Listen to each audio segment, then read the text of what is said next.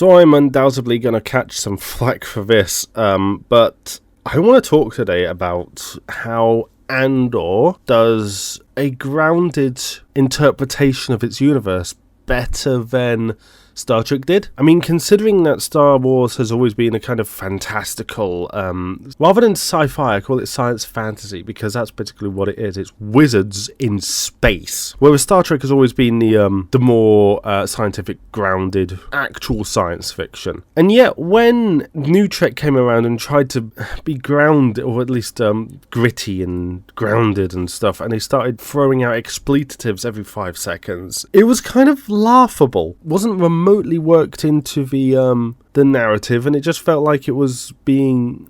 I've mentioned before about the difference between mature and juvenile, and New Trek was being kind of juvenile. I mean, when they're saying fuck every 5 minutes and there's unnecessary gore, it's kind of jarring, and it's not the kind of tone that you would expect. I mean, granted, they did get better. I mean, I think it's part of the whole thing about Star Trek always being hopeful. I think that's the word that a lot of people have been using about, like in reference to Strange New World especially. But I think Picard Season 3, yeah, I'm going to bang on about how good that was again. That kind of got it, and it kind of felt a natural evolution of DS9, which was more grounded, but within the Star Trek universe. It dealt with mature themes, and it pulled it off really well. Whereas New Trek, for a large part, just felt like they could throw in some expletives and violence and get away with having a higher rating, you know. And that, I suppose, is why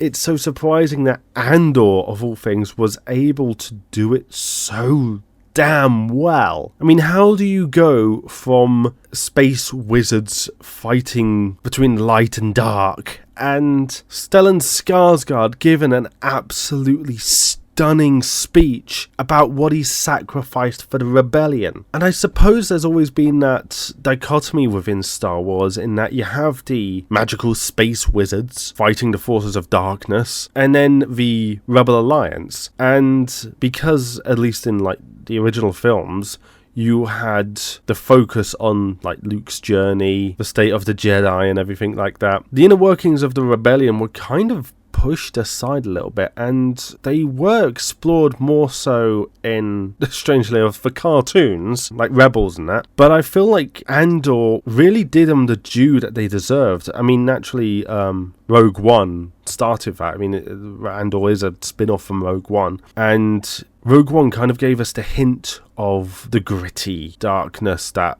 some of the rebels have to exist in, that grey area where they have to do bad things for the greater good. Because at the start, Andor, if I'm remembering rightly, he meets an informant and then he has to shoot him. Like, this informant was basically his ally, but he had to just kill him in cold blood to stop any potential leaks. And that's the kind of thing that Luthen, Stellan Skarsgård's character, has been doing for years. But it's not just about the way certain characters were written or how they acted, but the world they existed in. I mean, the planet that Cassian initially comes from, where all his friends are hanging out on, and where the rebellion eventually rises up, the tone of that place, it's Star Wars, but it's very dour, very kind of like washed out in an emotional sense. You get the feeling like everybody's just like going around keeping their heads down and living in fear of the Empire. And then you've got that Imperial operative who got fired and then gained an obsession with Cassian and that Imperial lady, I can't remember her name. He kind of illustrates the almost like the nationalistic fervour, the radicalised members of society. And yes, it does hark back to elements from real life. I mean, the whole of Star Wars does. The Imperials are basically space Nazis after all. But it's just the fact that Andor did it with such nuance and a kind of ineffable quality you can't quite pin down. Like, to watch it, you can't exactly put your at least I can't exactly put my finger on why it's working so well, but you know that if they deviated even slightly from what they did, then it wouldn't have worked. And it's an absolute testament to the excellent writing in that series. And whereas other TV adaptations might meander around and try and kill their runtime, Andor feels like everything's always on show. It's kind of broken down into about 3 sets of like 3 or 4 episodes, and they almost feel like films unto themselves. Definitely the first 3 episodes. You could easily edit that together and it could be like an Andor film. And in the episodes where he's in prison, you absolutely feel the struggle, and I love the fact that you get a deeper dive into Mon Mothma, the woman who's literally been with the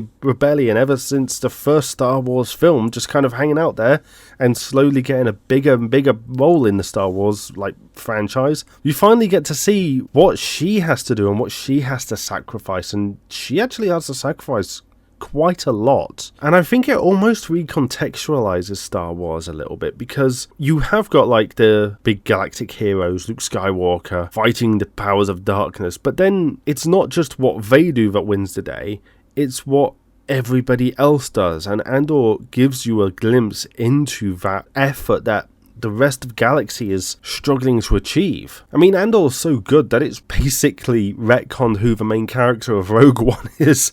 It was always supposed to be Jyn Erso, and don't get me wrong, she's a great character, and as a main character for that film, it's brilliant. But with the backstory of Andor now, you watch Rogue One in a completely different light. It's almost as though Jyn is Cassian when Luthen first approached him, and Cassian is now a Luthen-like character. Hardened soldier of the rebellion. And the fact they managed to sneak in, I mentioned in Star Trek, they were dropping expletives all over the place and it didn't fit at all. In Andor, we got the first use of shit. And in all honesty, I didn't notice. It is woven in so well. It just felt natural. I mean, it might have something to do with the fact it was said by a grumpy Scottish guy. But it was the way, it's the tension going on in that particular scene, and something's happened and, it's all going wrong. He turns around and says, shit. It's okay, that felt appropriate. Although I'm not going to complain all the way about the F-bombs in New Trek, because, again, Picard Season 3, the bit where Vadic gets sucked out of the Titan, and she's just fucking solids. That was golden. That worked. I liked that. Anyways, let me know what you thought of Andor, and let me know if you like the fact that Star Wars got a bit more grounded and gritty, or if you just want more laser swords and space wizards. And I'll see you next time.